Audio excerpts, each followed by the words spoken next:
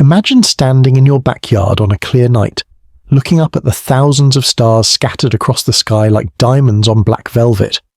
Each one of those tiny points of light is a massive nuclear furnace, burning with the fury of billions of hydrogen bombs every single second. Now, imagine that one of those stars, a star you've been watching for years, a star that astronomers have studied and catalogued, a star that was supposed to die in one of the most spectacular explosions the universe has ever known, simply vanishes. No explosion, no warning, no dramatic farewell. One moment it's there, burning bright, and the next moment it's gone, as if the universe simply pressed delete. This isn't science fiction. This isn't a thought experiment. This is actually happening out there in the cosmos, and it's forcing scientists to completely rethink everything they thought they knew about how stars die. What if I told you that some of the most massive stars in our universe, stars that make our sun look like a tiny spark, stars that contain enough material to create entire solar systems, simply disappear without a trace?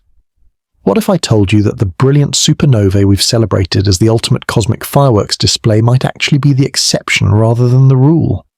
What if the universe has been hiding a dark secret from us? A secret about silent deaths and invisible monsters being born in the depths of space. Tonight, we're going to explore one of the most mind-bending mysteries in modern astrophysics. We're going to journey to the edge of stellar physics, peer into the hearts of dying giants, and discover why some stars just vanish without exploding. Before we dive deep into this cosmic rabbit hole, I want you to really sit with this question for a moment. Think about everything you've ever learned about stars dying. The textbooks, the documentaries, the beautiful images of supernova remnants spreading across space like cosmic paintings. We've been told that massive stars end their lives in spectacular explosions, supernovae so bright they can outshine entire galaxies for weeks. We've been told that these explosions seed the universe with heavy elements, the gold in your jewelry, the iron in your blood, the calcium in your bones, all forged in the death throes of ancient stars. But what if up to 30% of massive stars never give us that show? What if they simply collapse into darkness, taking all their secrets with them? Here's a fact that should keep you up at night. In 2009, astronomers were watching a star in a galaxy called NG C6946, located about 22 million light-years away from Earth. This star was a red supergiant, a behemoth roughly 25 times more massive than our Sun. By every calculation, by every model, by every prediction physicists had ever made, this star was supposed to explode in a brilliant supernova visible across the cosmos. Instead, it flickered briefly, like a candle guttering in the wind, and then it was simply gone. No supernova, no remnant we could detect, just empty space where a star used to be. The astronomers checked their instruments, they double-checked their data, they pointed every telescope they could at that spot in space. Nothing. The star had vanished. Now, I know what you're thinking. Maybe they made a mistake. Maybe the star moved. Maybe it was obscured by dust. But here's the thing. Stars don't just move, especially not stars that massive. And astronomers are really good at tracking objects in space. They've been doing it for centuries. This wasn't an error. This was something completely unexpected, something that challenged our fundamental understanding of stellar physics. And here's what makes it even more incredible. This wasn't an isolated incident. Since that first discovery, astronomers have found more of these vanishing stars. They've realized that this phenomenon might be far more common than anyone ever suspected. Some estimates suggest that up to 30% of massive stars might end their lives this way, silently collapsing into oblivion while the universe watches in silence. Think about what that means for a moment. Think about all the black holes floating through space right now. We've always assumed that most stellar mass black holes were created in supernova explosions, born from the collapsed cores of massive stars that went out in a blaze of glory. But what if millions of black holes were created silently? What if the universe is filled with these invisible monsters that were born without any announcement, any fanfare, any warning? What if right now, somewhere in our galaxy, a massive star is in its final moments, about to collapse into a black hole without anyone on Earth even noticing? This discovery changes everything. It changes how we understand stellar evolution. It changes how we think about black hole populations. It changes our models of galaxy formation and chemical enrichment. It even has implications for the search for extraterrestrial life, because the heavy elements that get distributed by supernovae are crucial for forming rocky planets like Earth. If a significant fraction of massive stars aren't exploding, that means those elements are being locked away in black holes, unavailable to form new stars, new planets, new possibilities for life. If this is already blowing your mind, and I hope it is, then you're going to want to stick around for what comes next. We're going to go deep into the physics of how stars die, why some explosions succeed and others fail, what happens in those final moments when a star crosses the event horizon of its own making, and what this all means for our understanding of the cosmos. This is going to be a journey, a real exploration of one of the most profound mysteries in modern astronomy. If you're the kind of person who lies awake at night wondering about the secrets of the universe, if you've ever looked up at the stars and felt that combination of awe and curiosity that makes us human, then this video is for you. Hit that subscribe button, turn on notifications, and let's dive into the darkness together. To understand why some stars vanish without exploding, we first need to understand how stars are supposed to die. And to understand that, we need to go back to the beginning, back to the birth of stars in the vast clouds of gas and dust that float between the galaxies. Picture a nebula, one of those beautiful cosmic nurseries you've seen in Hubble images, clouds of hydrogen and helium stretching across light years of space, and painted in shades of red and blue and gold. These clouds are the raw material of stars, the cosmic clay from which suns are sculpted. Deep within these nebulae, gravity begins its patient work. A region slightly denser than its surroundings starts to pull on the gas around it. More mass means more gravity, which pulls in more mass, which means more gravity. It's a runaway process, a cosmic snowball effect that transforms a diffuse cloud into a concentrated ball of gas. As the material falls inward, it heats up. The gravitational potential energy of all that falling matter converts to thermal energy, and the core of this protostar begins to glow with infrared light. At this point, it's not really a star yet. It's just a ball of hot gas contracting under its own weight, getting hotter and denser by the moment.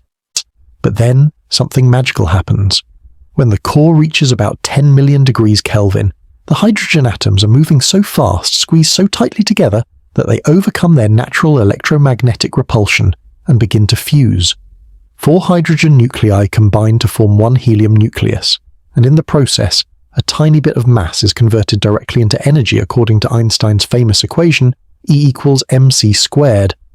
That tiny bit of mass, multiplied by the speed of light squared, produces an enormous amount of energy. The star ignites, nuclear fusion begins, and a star is born. For most of its life, a star exists in a delicate balance. Gravity wants to crush it into a point, to compress all that matter into the smallest possible space. But the energy produced by nuclear fusion in the core pushes outward, creating pressure that resists the gravitational collapse. As long as fusion continues, the star can maintain this balance, existing in what astronomers call hydrostatic equilibrium. Our Sun has been in this state for about 4.5 billion years, and it will continue for another 5 billion or so. But nothing lasts forever, especially not in the cosmos. The problem is fuel. Stars burn through their hydrogen supply at an astonishing rate. Our Sun converts about 600 million tons of hydrogen into helium every single second. That sounds like a lot, and it is, but the Sun is so massive that it can maintain this rate for billions of years. More massive stars, however, burn faster, much faster. A star 10 times the mass of the Sun doesn't live 10 times as long. It lives about 1,000 times shorter. A star 25 times the mass of the Sun might only last a few million years, a cosmic eye blink compared to our Sun's leisurely 10 billion year lifespan. This inverse relationship between mass and lifespan is one of the great ironies of stellar physics. The biggest stars, the ones with the most fuel, burn so hot and so bright that they exhaust their supplies in a fraction of the time it takes a smaller star. They live fast and die young, cosmic rock stars burning bright and flaming out while their smaller siblings plod along for billions of years. When a star begins to run out of hydrogen in its core, things start to change. The fusion rate drops, which means less outward pressure, which means gravity starts winning the battle. The core begins to contract under its own weight. As it contracts, it heats up. And something interesting happens. The shell of hydrogen surrounding the core, which was previously too cool for fusion, now gets hot enough to ignite.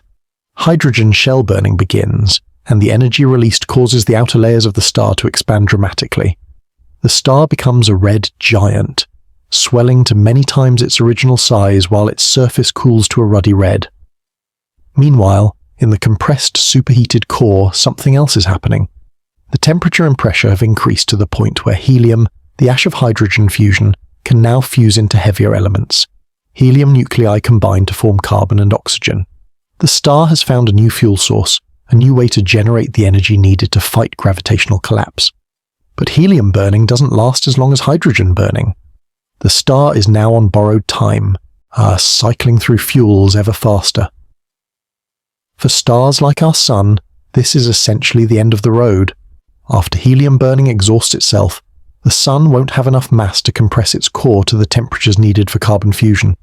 Instead, it will shed its outer layers into space, creating a beautiful planetary nebula, while the core contracts into a white dwarf, a dense stellar ember about the size of Earth, but containing most of the Sun's original mass. White dwarfs slowly cool over billions of years, eventually fading to black. It's a relatively peaceful death, a gentle fading rather than a violent explosion. But for massive stars more than about 8 times the mass of the Sun, the story is very different. These stellar giants have enough mass, enough gravitational pressure, to ignite carbon fusion when the helium runs out. Carbon fuses into neon and magnesium. When carbon is exhausted, neon burning begins, then oxygen fusion producing silicon and sulfur. Each stage burns faster than the last. Each stage produces heavier elements, and the star develops an onion-like structure, with layers of different elements surrounding an ever denser, ever hotter core. And then comes silicon burning, the final stage. Silicon fuses into iron, and here the star hits a wall. Iron is the end of the line for fusion. Unlike lighter elements, iron fusion doesn't release energy. It requires energy. Fusing iron nuclei into heavier elements would consume more energy than it produces. So when the core of a massive star becomes filled with iron, fusion stops. And when fusion stops, the outward pressure that has been supporting the star against gravity for millions of years suddenly vanishes. What happens next is almost beyond comprehension. The iron core, no longer supported by fusion energy, collapses in on itself in a fraction of a second. We're talking about a mass greater than the Sun, compressed into a sphere smaller than a city, in less time than it takes you to blink. The core collapse is so violent, so rapid, that the outer layers of the star can't keep up. They're still falling inward under gravity when the core reaches nuclear density and suddenly stiffens, bouncing back outward like a rubber ball hitting concrete. This bounce, combined with a tremendous burst of neutrinos from the collapsing core, drives a shockwave outward through the star. In theory, this shockwave should blast the outer layers of the star into space at velocities of tens of thousands of kilometers per second, creating the supernova explosion we've all heard about. The star's outer layers are hurled into the interstellar medium, enriching it with all the heavy elements the star forged during its lifetime. For a few weeks, the supernova can outshine an entire galaxy. It's one of the most energetic events in the universe, releasing more energy in a few seconds than our Sun will produce in its entire 10 billion year lifetime. What's left behind depends on the mass of the original star. For stars at the lower end of the massive range, the collapsed core becomes a neutron star, an object so dense that a teaspoon of its material would weigh billions of tons. Neutron stars are only about 20 kilometers across, but they contain 1 to 2 times the mass of our Sun. They spin rapidly, often hundreds of times per second, and their intense magnetic fields can channel beams of radiation that sweep across space like cosmic lighthouses. We call these pulsars, and they're among the most precisely regular objects in the universe. For even more massive stars, the collapsed core exceeds the limit that even neutron degeneracy pressure can support. This limit, known as the Tolman-Oppenheimer-Volkoff limit, is somewhere between 2 and 3 solar masses. Above this threshold, nothing can stop the collapse. The matter continues compacting until it crosses a point of no return called the event horizon. Beyond this boundary, the escape velocity exceeds the speed of light. Nothing, not matter, not light, not information of any kind, can escape. A black hole is born. This is the classical picture of stellar death that has dominated astrophysics for decades. massive stars explode as supernovae, leaving behind either neutron stars or black holes depending on their initial mass. It's a clean, elegant theory, supported by observations of supernova remnants, neutron stars, and the gravitational wave signatures of black hole mergers. But here's the problem. When scientists started carefully comparing the number of supernovae they observed to the number they predicted based on star formation rates, the numbers didn't quite add up. There seemed to be a shortage of supernovae, as if some massive stars were dying without producing the expected fireworks. For a long time, this discrepancy was attributed to observational limitations. Maybe we were missing some supernovae because they were obscured by dust. Maybe some occurred in galaxies we weren't watching closely enough. Maybe our star formation rate estimates were off. There were plenty of possible explanations, and no one thought too seriously about the alternative, that maybe some massive stars simply weren't exploding at all. Then came N6946-BH1, the star that changed everything. NGC 6946 is a beautiful spiral galaxy located about 22 million light-years from Earth in the direction of the constellation Cygnus. It's sometimes called the Fireworks Galaxy because it has produced an unusually high number of observed supernovae, 10 in the past century alone. Astronomers love watching this galaxy because it seems to have such an active stellar death rate. They're giving them plenty of opportunities to study supernovae across the electromagnetic spectrum. In 2009, astronomers noticed something interesting. A star in NGC 6946 had brightened significantly. Not to supernova levels, but noticeably brighter than before. The star was a red supergiant, one of those bloated, evolved massive stars that we discussed earlier. Based on its luminosity and color, astronomers estimated it was about 25 times more massive than our Sun. A star like this should be nearing the end of its life, approaching the iron core collapse that would trigger a supernova explosion. At first, the brightening seemed like it might be the beginning of that expected supernova. Sometimes massive stars undergo outburst before their final explosion, ejecting material and brightening temporarily. But as astronomers continued to watch, something unexpected happened. Instead of continuing to brighten into a full supernova, the star faded. Not to its original brightness, but to nothing. Within a few months, the star was no longer visible at all. This was strange. Supernovae don't work like that. They brighten dramatically, peak, and then fade slowly over weeks or months, leaving behind expanding remnants that glow for centuries. This star had done something completely different. It had flickered briefly and then simply vanished. Astronomers were intrigued but cautious. Maybe the star had been obscured by a dust cloud. Maybe there was an instrumental error. Maybe the star had just dimmed below their detection threshold for some reason. So they waited, and they watched. Years passed. They pointed the Hubble Space Telescope at the location where the star had been. Nothing. They used the Spitzer Space Telescope to look in infrared wavelengths that could penetrate dust. Still nothing. Whatever had happened to that star, it was gone. Truly gone. By 2015, after years of careful observation and analysis, the team led by astronomer Christopher Kochanek at Ohio State University published their findings. Their conclusion was startling. The star had not exploded. It had simply collapsed directly into a black hole, swallowing itself without producing a supernova. They called it a failed supernova, and it was the first direct observation of a massive star ending its life without the expected explosion. The implications of this discovery rippled through the astronomical community. If this star could collapse without exploding, how many others had done the same? Were we missing a whole category of stellar death simply because we weren't looking for the absence of events? It was like realizing that we'd been counting all the fireworks in the sky while ignoring the firecrackers that never went off. To understand what might cause a supernova to fail, we need to look more closely at the physics of the explosion itself. And this is where things get really interesting, because it turns out that supernova explosions are much more precarious than we used to think. They're not guaranteed outcomes. They're more like attempts, and sometimes those attempts fail. Remember how I described the core collapse process earlier?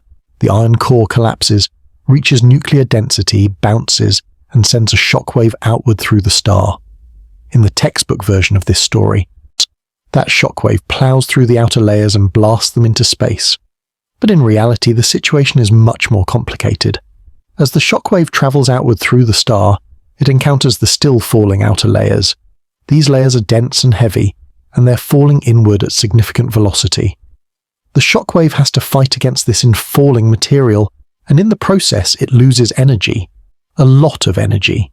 Within milliseconds of the initial bounce, the shockwave typically stalls. It runs out of steam, stopped by the weight of the star above it. So how do supernovae happen at all? This is actually one of the great challenges in astrophysics, something that has puzzled theorists for decades. The answer, as best we understand it, involves neutrinos. During core collapse, the protons and electrons in the core are crushed together to form neutrons, releasing an enormous flood of neutrinos in the process. Neutrinos are ghostly particles that barely interact with matter. Trillions of them are passing through your body right now and you'll never notice. But in the incredibly dense environment behind the stalled shockwave, even neutrinos can deposit some of their energy. This neutrino heating, combined with various hydrodynamic instabilities that stir up the material behind the shock, can revive the stalled shockwave and push it outward again. The explosion succeeds, the outer layers are ejected, and we see a supernova. But this process is delicate. It depends on a complex interplay of factors: the mass and structure of the star, the rate of neutrino emission from the protoneutron star, the amount of matter falling onto the shock, and the development of instabilities that can amplify the neutrino heating. What simulations have shown is that for some stars, this revitalization of the shockwave simply doesn't happen. The shock stalls, the neutrino heating isn't sufficient to restart it, and the outer layers of the star continue falling inward. Within seconds, the entire star has collapsed through the event horizon of the forming black hole. No explosion, no remnant nebula, no heavy elements scattered into space, just a black hole where a star used to be. The physics of which stars explode and which collapse quietly is still an active area of research. The boundary isn't clean or simple. It's not as straightforward as saying stars above a certain mass collapse while those below explode. The outcome depends on the detailed structure of the star, which in turn depends on its mass, its metallicity, its rotation rate, whether it has a binary companion, and its entire evolutionary history. However, some general trends have emerged from simulations. Stars at the very high end of the mass range, above about 40 solar masses or so, seem less likely to produce successful supernovae. The more massive the star, the more material the shockwave has to push through, and the harder it is for neutrino heating to restart a stalled explosion. These massive stars also have more tightly bound outer layers, requiring more energy to eject. Interestingly, there might also be a problematic range in the middle, somewhere around 17 to 25 solar masses, where stars have just the wrong combination of properties. Too massive for easy explosion, but not massive enough to avoid it entirely. Stars in this range might be particularly prone to failed supernovae. The composition of the star matters too. Stars with lower metallicity, meaning fewer elements heavier than hydrogen and helium, tend to lose less mass through stellar winds during their lives. This means they retain more of their original mass until the end, making them more likely to collapse into black holes. Since the first stars in the universe were made almost entirely of hydrogen and helium, many of them might have ended their lives as direct collapse black holes rather than supernovae. Let me take you inside what happens during a failed supernova, as best as we understand it from simulations and theory. It's a process that happens in mere seconds, but those seconds contain some of the most extreme physics in the universe. The star has reached the end of silicon burning. Its core is now a ball of iron, about 1.5 times the mass of the Sun, but compressed into a sphere roughly the size of Earth. This iron core is incredibly hot, billions of degrees, but it can no longer produce energy through fusion. The only thing holding it up is the quantum mechanical pressure of electrons that have been stripped from their atoms, crammed together in what physicists call a degenerate electron gas. But even this isn't enough. The core is so massive and so hot that the electrons start combining with protons to form neutrons, a process called neutronization, or electron capture. This removes electrons from the gas, reducing the pressure that was supporting the core. Simultaneously, photons in the core are energetic enough to break apart iron nuclei, a process called photodisintegration. This also removes energy from the gas, further reducing the pressure. The core is undermining itself, removing its own support. Suddenly, catastrophically, the core gives way. Gravity wins. The inner part of the iron core begins falling inward at speeds that quickly approach a significant fraction of the speed of light. In about a tenth of a second, the inner core collapses from Earth size to roughly 20 kilometers across. The density increases by a factor of 10 trillion. The atoms themselves are crushed out of existence, their protons and electrons forced together into neutrons. The core has become a protoneutron star, an incredibly hot, incredibly dense ball of neutrons held up only by nuclear forces. This protoneutron star is stiff. It resists further compression. The inner core, still falling inward, hits this wall of nuclear matter and bounces. A shock wave forms at the edge of the protoneutron star and begins travelling outward. Meanwhile, the outer part of the iron core and the rest of the star are still falling inward, unaware of what's happened in the centre. The shock wave ploughs into this infalling material. Now comes the critical moment. In a successful supernova, the shock wave would be reinvigorated by neutrino heating and various instabilities. It would push through the falling material and eject the outer layers of the star. But in a failed supernova, this doesn't happen. The shockwave stalls, usually within about 100 kilometers of the protoneutron star. It sits there, neither advancing nor retreating, while material continues to rain down from above. The protoneutron star is now gaining mass rapidly as material falls onto it. Within seconds, it exceeds the maximum mass that neutron degeneracy pressure can support. The entire structure, protoneutron star plus accreted material, begins its final collapse. There's no force in the universe that can stop it now. What happens next is extraordinary. As the matter falls inward, it approaches a mathematical surface called the event horizon, the point of no return for a black hole. From our perspective, watching from the outside, time itself seems to slow down for the infalling material as it approaches the horizon. We would see it redden and dim, stretched by gravitational effects, fading from view without ever quite crossing the boundary. But from the perspective of the falling matter, there's no pause, no hesitation. It crosses the event horizon and is forever cut off from the outside universe. Within a few seconds, most of the star has fallen through the event horizon. Any light it emits is trapped inside, unable to escape. The black hole is formed and the star has effectively vanished. What remains outside the event horizon? Essentially nothing. Perhaps some material that was blown away in the star's earlier life. Perhaps a faint glow as the last traces of gas fall into the black hole. But no supernova remnant, no pulsar, no glowing nebula to mark the star's passing. Just empty space where a massive star used to be. This is what astronomers believe happened to N6946-BH1. The brief brightening that was observed in 2009 might have been caused by the initial shock, by material being ejected at low velocities before falling back, or by some last gasp of the dying star. But it was not a supernova. It was merely a whimper before the star went silent forever. The discovery of N6946-BH1 opened the floodgates for a new kind of astronomical search. Instead of looking for events, for things happening in the sky, astronomers began looking for absences, for stars that should be there but aren't. This is a fundamentally different approach, and it requires patience, persistence, and incredibly careful record-keeping. The strategy is straightforward in principle. First, you catalogue all the massive stars in a set of nearby galaxies. You take images over many years, tracking each star, monitoring its brightness and colour. You identify the red supergiants, the luminous blue variables, the Wolf-Rayet stars, all the types of massive stars that should eventually explode as supernovae. Then you wait, and you watch.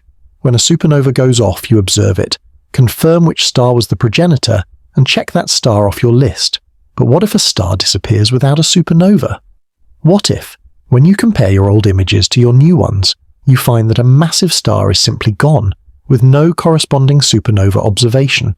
That's a candidate failed supernova. This approach requires extremely good data.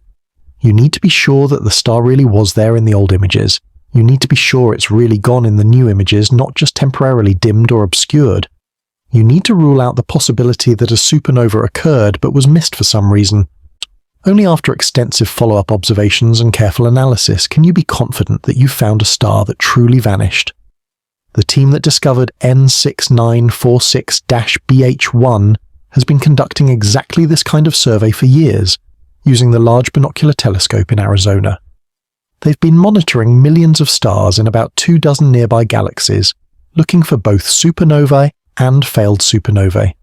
Their work has identified several other candidate failed supernovae besides N6946-BH1, though none yet as well confirmed as that first case. Other surveys are contributing to this effort as well.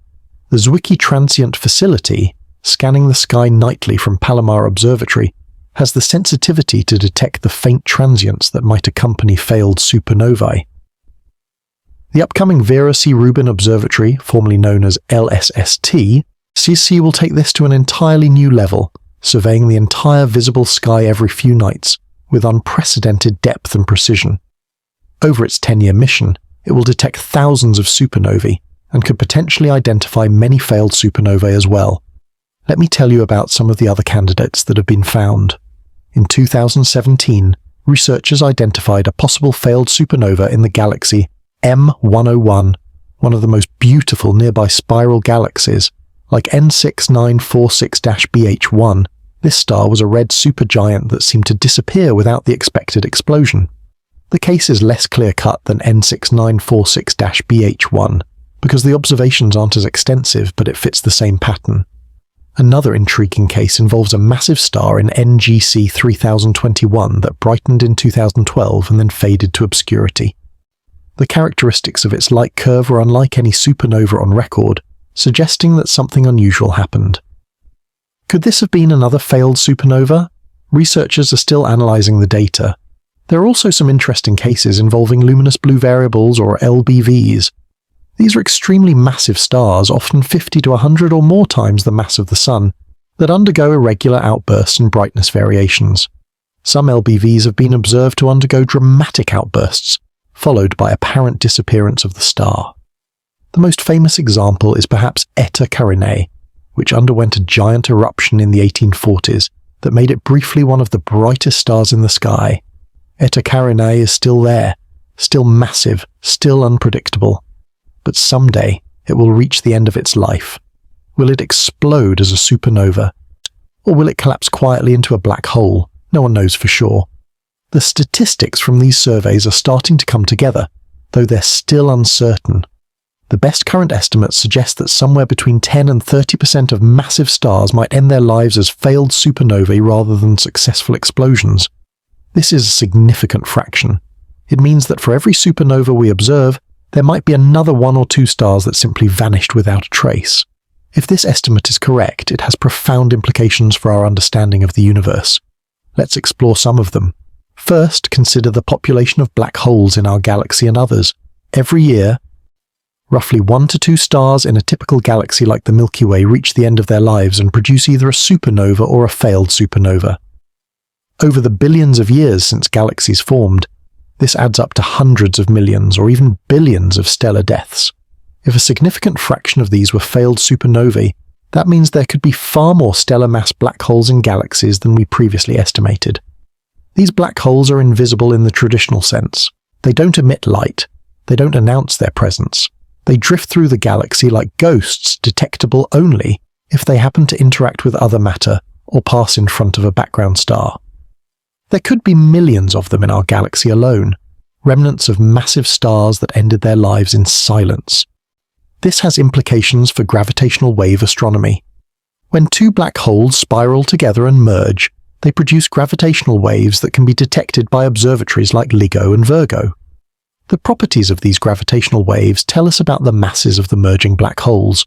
Before LIGO started detecting black hole mergers, astronomers had predictions about what masses to expect based on supernova models. But some of the observed mergers have involved black holes with unexpectedly high masses, suggesting that our understanding of black hole formation was incomplete. Failed supernovae could help explain some of these observations.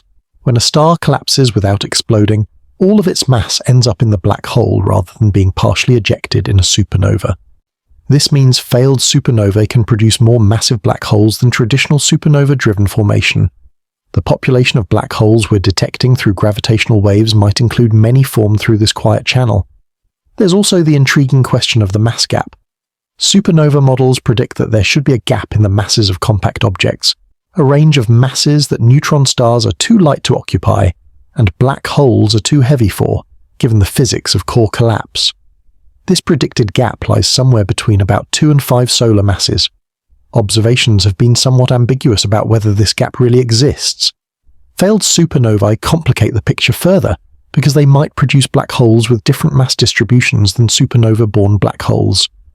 Now let's think about the chemical evolution of the universe. This is something that affects everything from the formation of planets to the possibility of life. When a massive star explodes as a supernova, it ejects most of its mass back into the interstellar medium. This material includes all the heavy elements the star forged during its life: carbon, oxygen, silicon, iron, and everything in between. It also includes elements even heavier than iron, produced in the extreme conditions of the explosion itself, elements like gold, platinum, and uranium. This ejected material mixes with the gas between the stars. Eventually, some of it gets incorporated into new stars and planets. The iron in your blood, the calcium in your bones, the oxygen you're breathing right now. All of it was forged in the cores of ancient stars and scattered into space by supernovae. We are, as Carl Sagan famously said, made of star stuff. But what happens when a star doesn't explode? When it collapses directly into a black hole, all those heavy elements go with it. They're locked away behind the event horizon, removed forever from the cosmic inventory.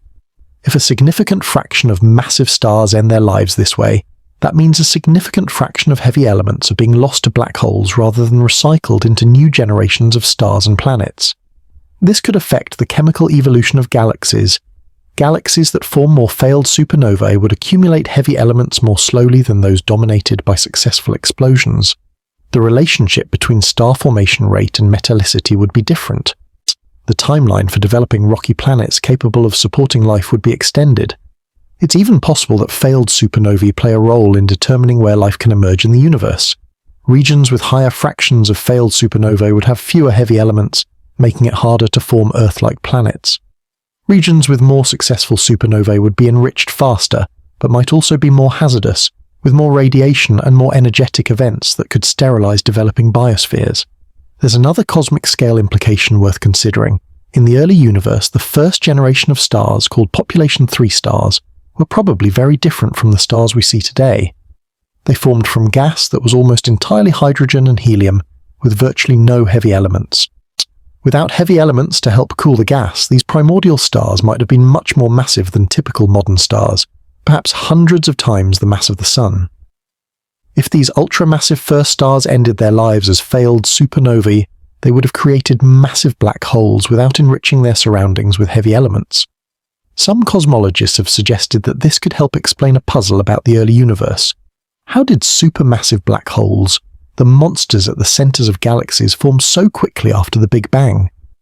We observe quasars powered by supermassive black holes just a few hundred million years after the Big Bang, which doesn't seem like enough time for them to have grown from stellar mass seeds through normal accretion.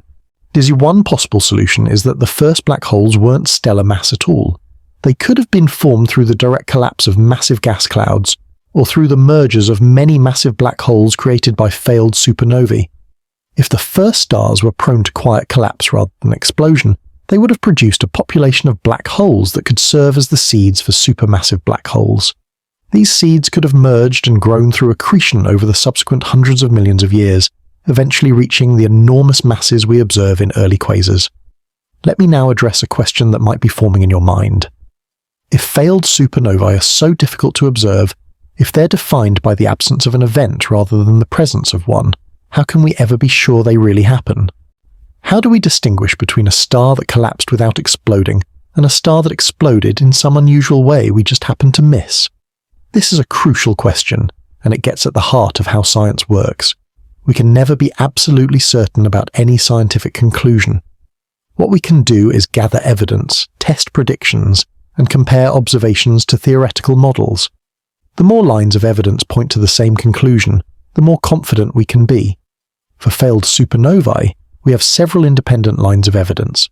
First, we have the direct observations of stars like N6946-BH1 that disappear without the expected supernova signature. These observations tell us that whatever happened to these stars, it wasn't a normal supernova. Second, we have the theoretical models. Computer simulations of core collapse show that successful explosions are not guaranteed. Under certain conditions, the shockwave stalls and never recovers. The star collapses into a black hole without ejecting its outer layers. These simulations are consistent with what we observe. Third, we have the statistics. The observed rate of supernovae in the universe is somewhat lower than what we'd expect based on the star formation rate and the initial mass function of stars. This supernova rate deficit is consistent with some fraction of massive stars failing to explode. Fourth, we have the population of stellar mass black holes. The masses and distribution of black holes detected through gravitational waves and X-ray observations provide clues about how they formed. Some of these observations are easier to explain if a significant fraction of black holes formed through failed supernovae. Each of these lines of evidence is imperfect and uncertain on its own, but together they paint a consistent picture. The simplest explanation that fits all the data is that failed supernovae are real and represent a significant channel for massive stellar death. Of course, there are still many uncertainties. The exact fraction of stars that fail is not well constrained. The physics determining which stars explode and which collapse is still being worked out. Alternative explanations for the observed phenomena haven't been completely ruled out. Science is always provisional, always subject to revision in light of new evidence.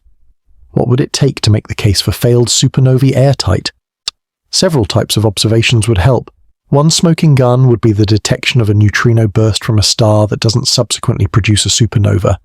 When a massive star's core collapses, it releases an enormous number of neutrinos regardless of whether the explosion succeeds or fails. Our neutrino detectors are sensitive enough to detect this burst from a supernova in our galaxy, or very nearby galaxies. If we saw a neutrino burst from a known massive star, and then watched that star fade to nothing without exploding, that would be extremely strong evidence for a failed supernova. Another powerful observation would be detecting the gravitational wave signature of a failed supernova. When a star collapses to a black hole, the rapid rearrangement of mass should produce gravitational waves. These waves would have a characteristic signature different from the waves produced by binary black hole mergers. Current gravitational wave detectors might be sensitive enough to detect such an event if it occurred in our galaxy. Future, more sensitive detectors will extend this range to nearby galaxies. Multi-messenger astronomy, the coordinated observation of events using multiple types of signals such as light, neutrinos, and gravitational waves, offers the best hope for understanding failed supernovae in detail. If we could observe a single event in all three channels, we would learn an enormous amount about the physics involved. Let me take a step back and reflect on what we've learned. We started with a simple question. Why do some stars vanish without exploding? The answer turns out to be deeply connected to some of the most fundamental physics in the universe, from nuclear reactions to quantum mechanics to general relativity. At its heart, a failed supernova represents a competition between energy sources, a battle that gravity sometimes wins. Throughout a star's life, nuclear fusion provides the energy to resist gravitational collapse. When fusion stops, the star must find other sources of support. For a while, quantum mechanical degeneracy pressure can hold up the core. But above a certain mass, even this fails. Gravity crushes the matter into a black hole, a region of space-time so warped that nothing can escape. The existence of failed supernovae tells us that stellar death is not a single story, but a spectrum of possibilities. Some stars die gently, fading into white dwarfs. Others explode spectacularly as supernovae, leaving behind neutron stars or black holes, and some simply collapse, swallowing themselves in silence. The outcome depends on a complex interplay of factors that we're only beginning to understand. This diversity of stellar deaths has shaped the universe we live in. The heavy elements scattered by supernovae are the raw material for planets and life. The black holes left behind by failed supernovae influence the dynamics of galaxies and the gravitational wave background of the cosmos. The energy released, or not released, in stellar deaths affects the formation of new stars and the evolution of entire galaxies. As you listen to this, somewhere in the universe, a massive star is in its final moments. Its iron core is collapsing, its fate hanging in the balance. Will the shockwave break through and spread its elements across space? Or will it stall, allowing gravity to claim the star completely. In one case, we might see a brilliant new light in the sky, a supernova visible across millions of light years. In the other, we'll see nothing, just the quiet subtraction of a star from the cosmic census. There's something almost philosophical about this dichotomy. We humans tend to notice the dramatic events, the explosions and announcements and spectacular endings. We build our narratives around moments of transformation, around clear beginnings and endings marked by unmistakable signals.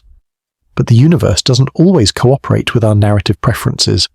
Sometimes the most profound transformations happen in silence. Sometimes the biggest changes are the ones we almost miss. The stars that vanish without exploding remind us that absence can be as meaningful as presence.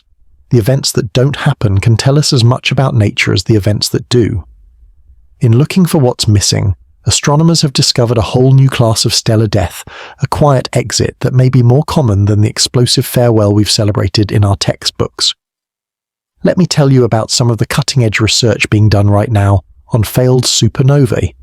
Around the world, teams of astronomers are developing new techniques and instruments to search for these elusive events.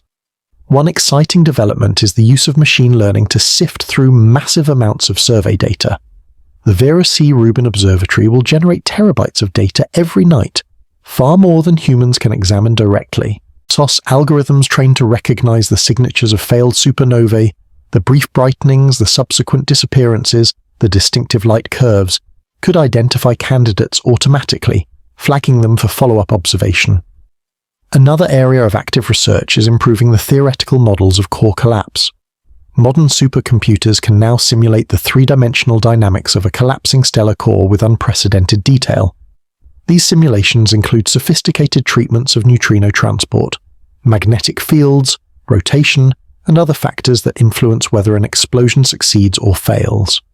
By comparing simulation results to observations, researchers are mapping out the landscape of stellar death with increasing precision. Some researchers are focusing on identifying which stars are most likely to become failed supernovae before they collapse. If we could recognize the precursors, we could monitor them closely and catch the moment of collapse in real time. Red supergiants with certain properties, luminous blue variables in particular evolutionary stages, and Wolf-Rayet stars of specific types might all be signposts pointing toward impending failed supernovae. The neutrino detection community is also preparing for the next nearby supernova, or failed supernova. Detectors like Super Kamiokande in Japan, IceCube in Antarctica, and the upcoming Hyper Kamiokande are being optimized to detect the neutrino burst from a collapsing star in our galaxy. A failed supernova would produce a slightly different neutrino signal than a successful one, with the burst cutting off abruptly as the proto-neutron star collapses to a black hole. Detecting this cutoff would provide direct evidence for black hole formation. Gravitational wave detection is another frontier. The current generation of detectors, LIGO, Virgo, and Kegra, are primarily sensitive to the mergers of compact objects like black holes and neutron stars. But they might also be able to detect the gravitational waves produced during core collapse, especially if it occurs in our galaxy or very nearby. Future detectors like the Einstein Telescope and Cosmic Explorer will be much more sensitive, potentially detecting core collapse events out to cosmological distances. Perhaps the most exciting possibility is a multi-messenger detection of a failed supernova.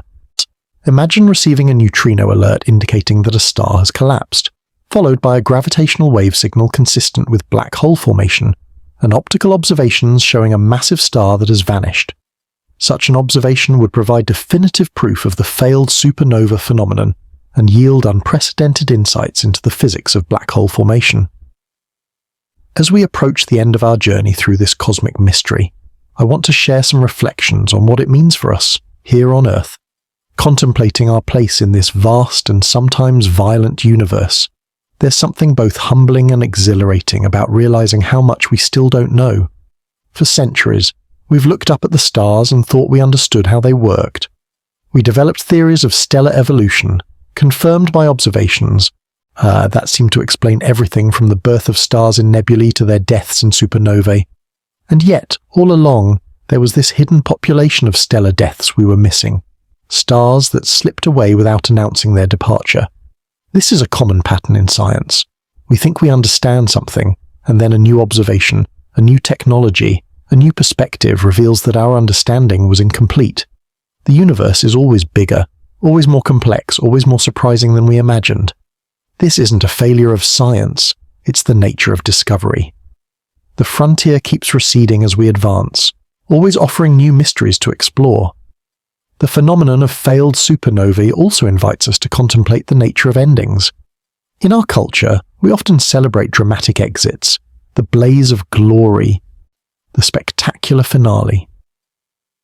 We remember the supernovae and forget the countless stars that faded quietly into darkness.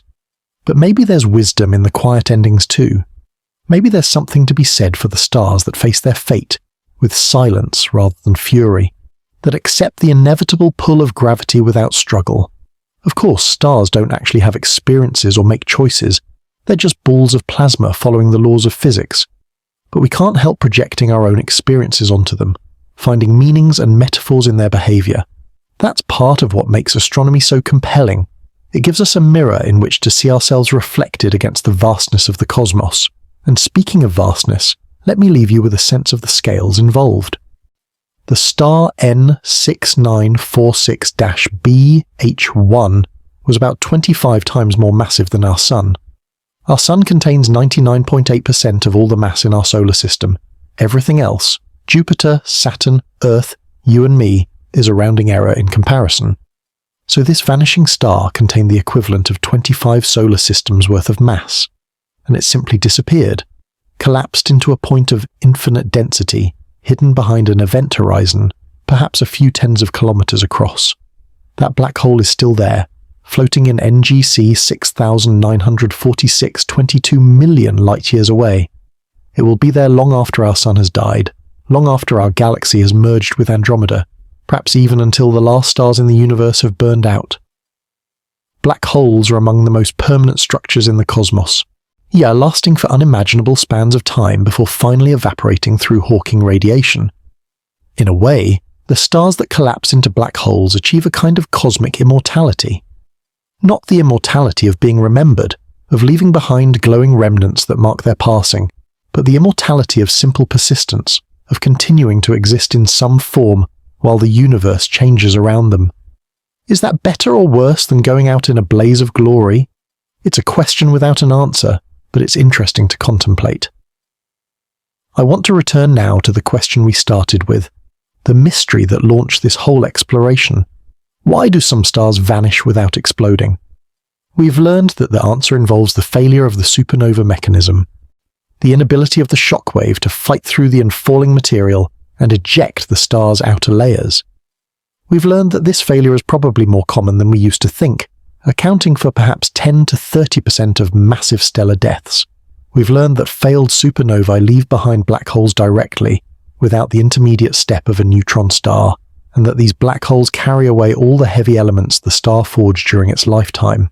But there's still so much we don't know. We don't know exactly which stars will fail and which will succeed.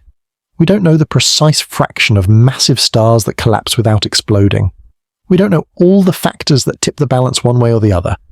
We have theories and simulations, but they're still imperfect, still being refined. This is the state of the art in modern astrophysics. We've identified a phenomenon, gathered evidence for it, developed theoretical explanations, and are now working to test and refine our understanding. It's a process that takes decades, involving the efforts of thousands of researchers around the world, using some of the most sophisticated instruments ever built. And at the end of it all, we'll understand the universe a little bit better than we did before. If you've made it this far, if you've journeyed with me through the birth and death of stars, through the physics of core collapse and the formation of black holes, through the search for vanishing stars and the implications for the cosmos, then you share something with those astronomers who first noticed that a star had disappeared. You have curiosity about the universe, a desire to understand how it works, a willingness to contemplate ideas that stretch your mind to its limits. That curiosity is precious. It's what drives all of science, all of exploration, all of the advances that have transformed human life over the centuries. Never let it go. Keep looking up at the stars, keep asking questions, keep wondering about the mysteries that still await discovery. The universe is vast and old and strange, filled with phenomena beyond our imagination, processes that operate on scales we can barely comprehend. But bit by bit, Observation by observation, theory by theory, we're figuring it out. We're mapping the territories of the unknown, replacing mystery with understanding, and in doing so, discovering new mysteries to explore. Somewhere out there, right now, a massive star is burning through the last of its fuel. Its core is filling with iron, approaching the moment of collapse. In a few hours, or a few days, or perhaps just a few minutes, it will reach the end of its life. Will it explode in a brilliant supernova, scattering its elements across space to seed new stars and planets? Or will it collapse quietly into a black hole, vanishing from the observable universe as if it never existed? We don't know which stars are on the brink. We don't know which ones will explode and which will collapse.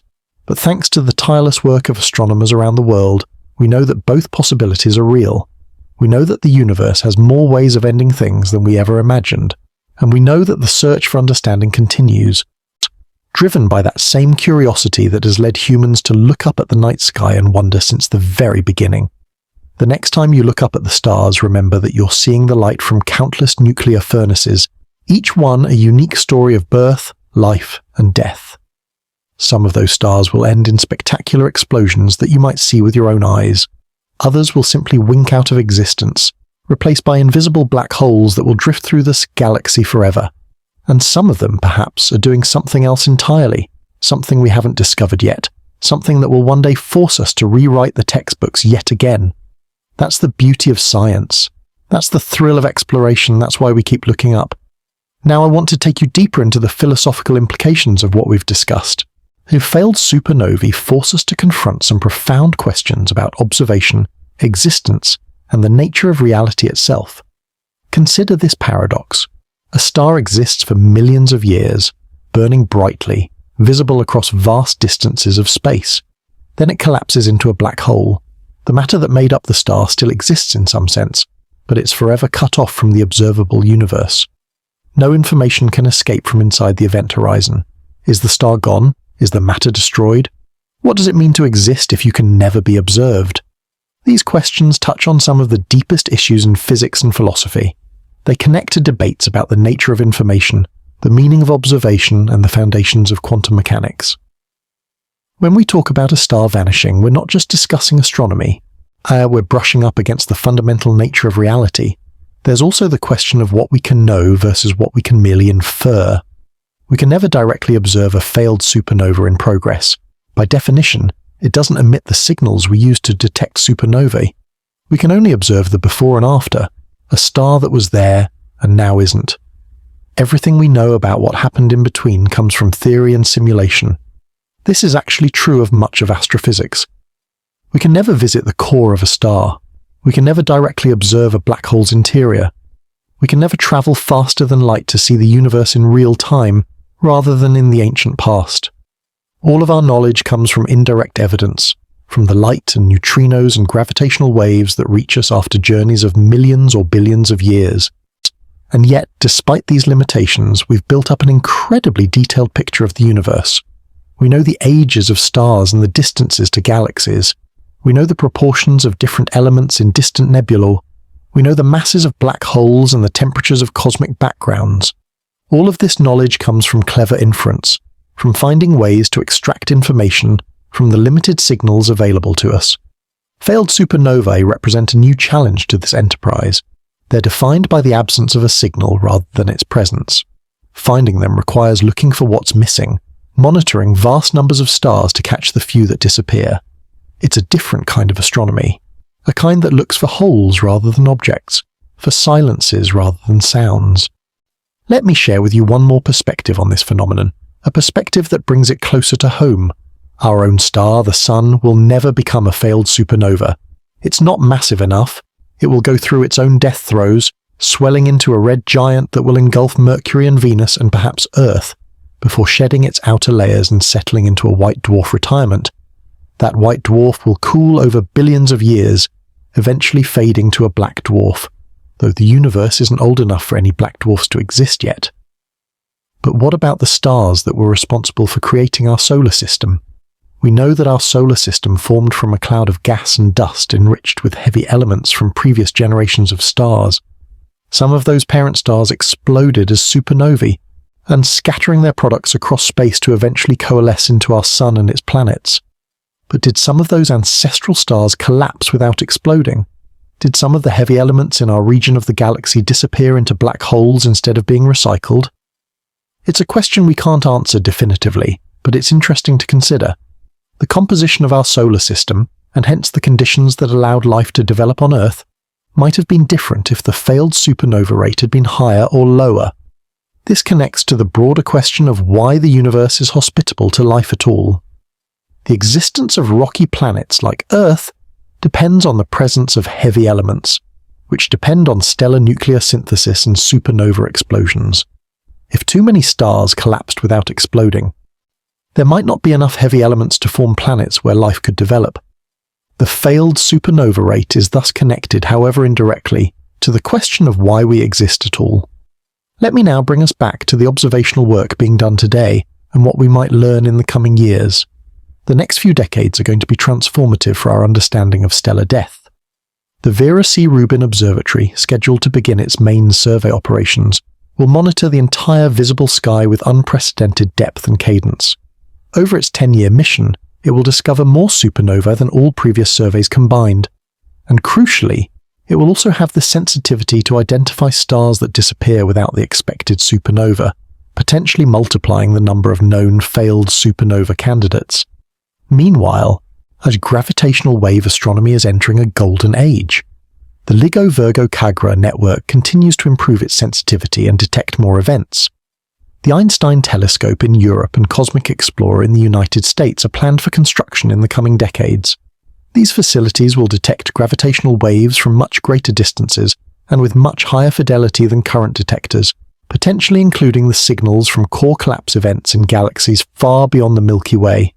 Neutrino astronomy is also advancing.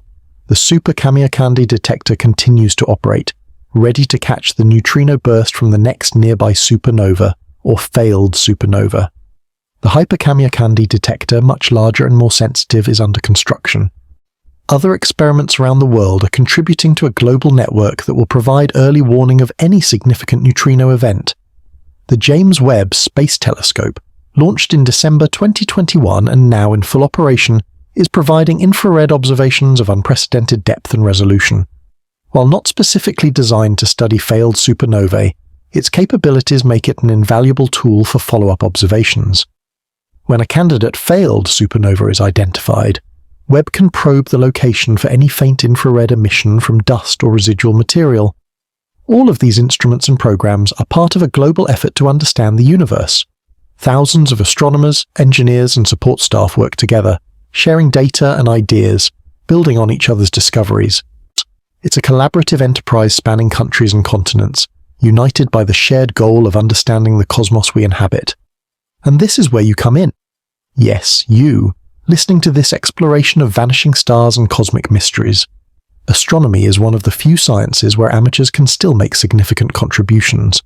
Citizen science projects allow anyone with a computer to help classify galaxies, search for exoplanets, or identify interesting transient events. Some of the supernova monitoring programs accept reports from amateur astronomers who discover new events in their backyard telescopes. Even if you never discover a supernova or identify a failed supernova candidate, your interest and engagement matter. Public support for science drives funding and policy decisions. The more people understand and care about astronomy, the more likely we are to continue building the instruments and training the researchers needed to push back the frontiers of knowledge. So stay curious. Keep asking questions. Keep looking up. The universe is full of wonders waiting to be discovered, and every discovery leads to new questions, new mysteries, new opportunities for understanding. As we draw to a close, let me paint one final picture for you. Imagine a time far in the future, perhaps millions or billions of years from now. Humanity, if it still exists in some form, has spread across the galaxy. We've witnessed countless stellar deaths firsthand, from the safe distance of our starships or space stations. We've seen supernovae light up the darkness and felt the vibrations of gravitational waves roll through space-time. And we've also witnessed the quiet deaths, the failed supernovae. We've watched massive stars reach their final moments and simply wink out of existence. We've seen the brief flickers of light as material falls back toward forming black holes. We've detected the neutrino bursts that announce the collapse and the gravitational wave signatures that confirm the birth of a new black hole. By that time, the mysteries we've discussed today will be ancient history, long solved and incorporated into standard textbooks. Students will learn about failed supernovae the way today's students learn about supernovae, as established fact rather than cutting-edge discovery. The uncertainties that currently frustrate researchers will have been resolved by generations of observation and analysis. But there will be new mysteries then. New puzzles that we can't even imagine today. The universe has an infinite capacity to surprise us, to reveal depths of complexity and beauty beyond our current comprehension. Every answer opens up new questions. Every discovery illuminates new areas of ignorance. The frontier keeps receding, but it never disappears. That's the promise of science. That's the gift of curiosity. That's what makes the universe endlessly fascinating. Thank you for joining me on this journey through the cosmos. We've traveled from the birth of stars in cosmic nurseries to their deaths in silence or glory. We've explored the physics of core collapse and the formation of black holes. We've met the astronomers who discovered that some stars simply vanish and considered the implications for our understanding of the universe.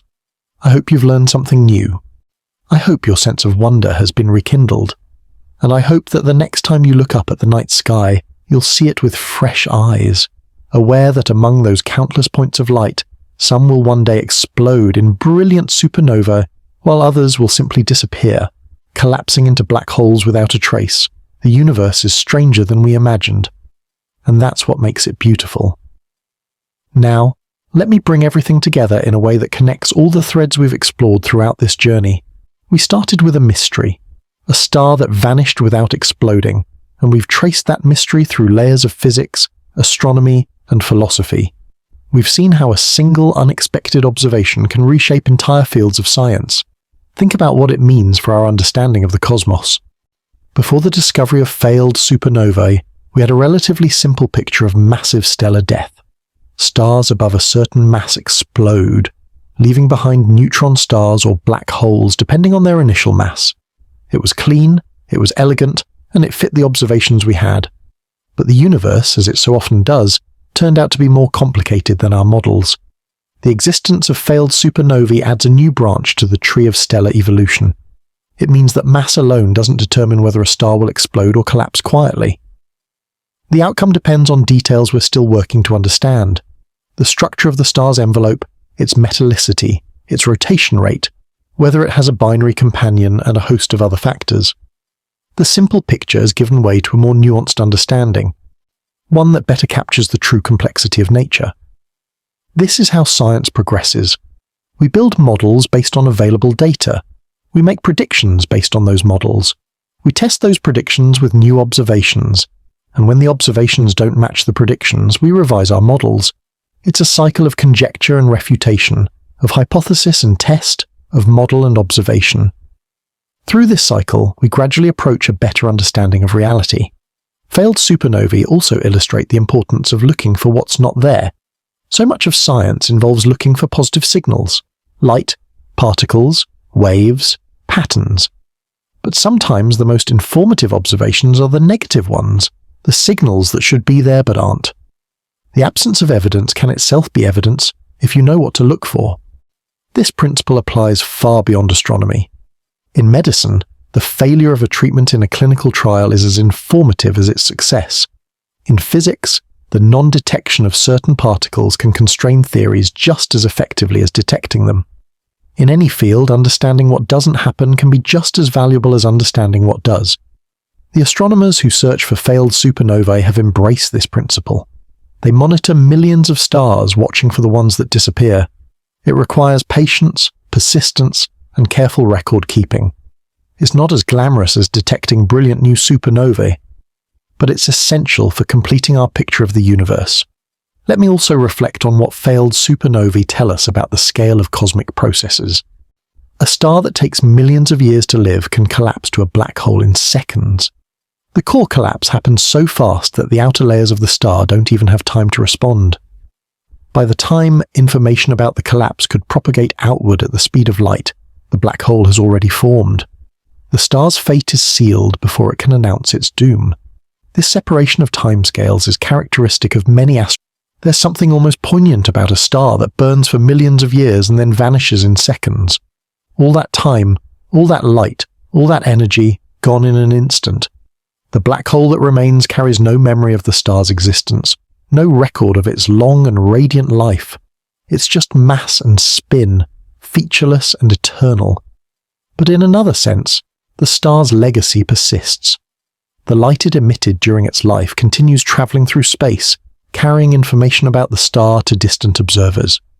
The neutrinos and gravitational waves produced during its collapse spread outward at the speed of light, potentially detectable by instruments far away and far in the future.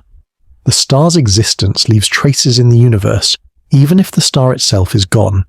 And of course, we remember. We humans, with our telescopes and detectors and models and theories, have recorded the existence of stars like N6946-BH1. Even though the star has vanished, its story survives in our scientific literature, in our understanding of the universe, in explorations like this one. In a way, that's a form of immortality too, preserved not in the structure of space-time but in the minds and records of curious beings. This brings me to one of the deepest themes that emerges from contemplating failed supernovae, the relationship between existence and observation. We live in a universe where most things are unobserved. The vast majority of space is empty, or contains matter that has no ability to observe anything. Consciousness, as far as we know, is rare, perhaps confined to a few biological species on planets scattered through the cosmos. And yet observation seems to matter. Not just in the quantum mechanical sense, where observation can affect the outcome of experiments, but in a more basic existential sense. What does it mean for something to exist if nothing ever observes it? When a star collapses to a black hole without producing any observable signal, did it really happen? Of course, we might say, it happened according to the laws of physics. But the laws of physics are a human construction, a model we've built to describe the patterns in our observations. I don't raise these questions to suggest that failed supernovae are somehow unreal or uncertain. They're as real as any other astrophysical phenomenon, but thinking about them does highlight the strange relationship between existence and knowledge, between the universe as it is and the universe as we understand it. Now let me bring things back to the concrete and practical. What are the next steps in failed supernova research? What do scientists hope to learn in the coming years? The first priority is expanding the sample of known candidates. N6946-BH1 remains the best confirmed case, but more candidates are needed to understand the phenomenon statistically. How often do failed supernovae occur? Which types of stars are most prone to them? What are the observable signatures that distinguish them from other types of stellar disappearance? Surveys like the one conducted by the Large Binocular Telescope team will continue to monitor nearby galaxies for vanishing stars. The Vera C. Rubin Observatory will extend this work to vastly larger numbers of galaxies and stars. As the sample grows, patterns will emerge that illuminate the physics of failed supernovae. The second priority is improving the theoretical models. Computer simulations of core collapse have advanced tremendously in recent decades, but significant uncertainties remain. The exact conditions under which supernovae succeed or fail are still being debated. Better simulations, guided by better observations, will narrow down these uncertainties and eventually provide reliable predictions for which stars will explode and which will collapse. The third priority is multi-messenger observation. Ideally, we would catch a failed supernova in the act, detecting its neutrino burst, its gravitational wave emission, and its faint optical transient all at the same time. Such an observation would provide a detailed picture of the collapse process, testing our theoretical understanding and revealing any surprises we haven't anticipated. A fourth priority, more speculative but potentially transformative, is understanding the connection between failed supernovae and black hole populations. The masses of the black holes we detect through gravitational waves provide indirect evidence about how they formed. If failed supernovae produce black holes with different mass distributions than ordinary supernova, this might show up in the gravitational wave data. Comparing the observed mass distribution to theoretical predictions could constrain the failed supernova rate and the conditions under which it occurs. Finally, researchers are exploring the implications of failed supernovae for the early universe. The first stars formed from pristine hydrogen and helium might have been particularly prone to failed supernovae. Understanding this could help explain how the first black holes formed and grew into the supermassive black holes we see at the centers of galaxies today. Each of these research directions involves challenges and uncertainties. Progress will be slow and incremental, as it always is in science. But the direction is clear, and the tools are increasingly powerful. In the coming decades, we will learn much more about the stars that vanish without exploding. As we near the end of our journey, I want to leave you with a sense of the ongoing wonder that drives astronomical research. Every night, astronomers around the world point their telescopes at the sky, seeking to understand the universe a little better than they did the night before. They look for new supernovae and old stars, distant galaxies and nearby asteroids, exotic phenomena and subtle patterns. Among all the things they're looking for, some are now looking for the things that aren't there. They're monitoring stars that might vanish, watching for disappearances that might signal failed supernovae. It's a quiet kind of astronomy, without the excitement of discovering a new supernova or the spectacle of a gravitational wave detection. But it's essential for completing our understanding of stellar death. And that's the nature of science. Not every discovery makes headlines. Not every observation reveals something spectacular. Much of the work is painstaking and incremental, building up evidence bit by bit until a picture emerges. The scientists who search for failed supernovae are part of this grand tradition, contributing their piece to the puzzle of the cosmos. If you're inspired by what you've learned today, there are many ways to engage further. Read about the latest discoveries in astronomy. Follow the missions and observatories that are pushing the boundaries of knowledge. Support science, education and funding. Ask questions and stay curious. The universe is vast and strange and beautiful. It contains wonders beyond our imagination and mysteries that will occupy researchers for generations to come. Failed supernovae are just one thread in this tapestry, but following that thread has led us through the physics of stars, the formation of black holes, the nature of observation and existence, and the ongoing quest to understand our cosmic home. Remember that every star you see in the night sky has a story.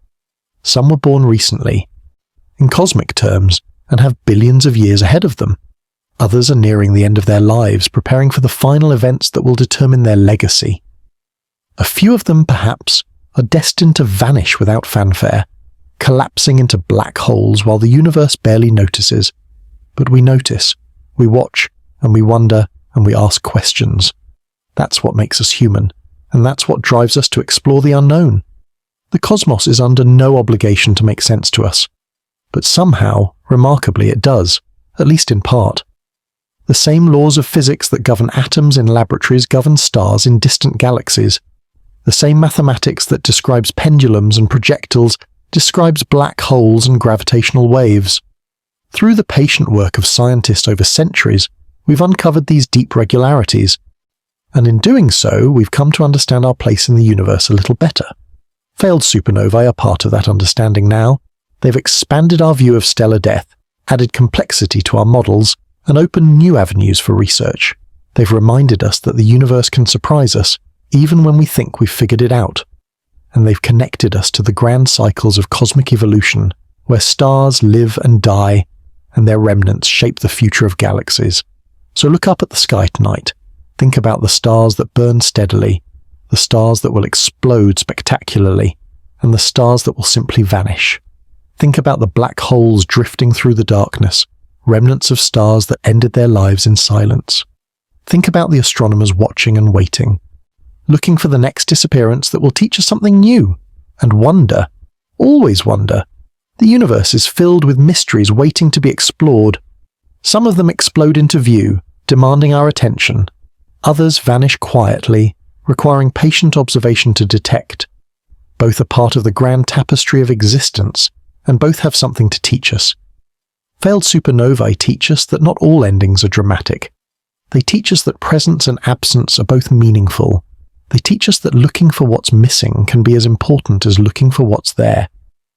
And they teach us that the universe, in all its vastness and complexity, still has secrets to reveal. That's the gift of curiosity, and it's the promise of science. There will always be more to learn, more to discover, more to understand. The frontier keeps receding, but it never disappears, and each step forward reveals new vistas, new questions, new wonders. Thank you for taking this journey with me.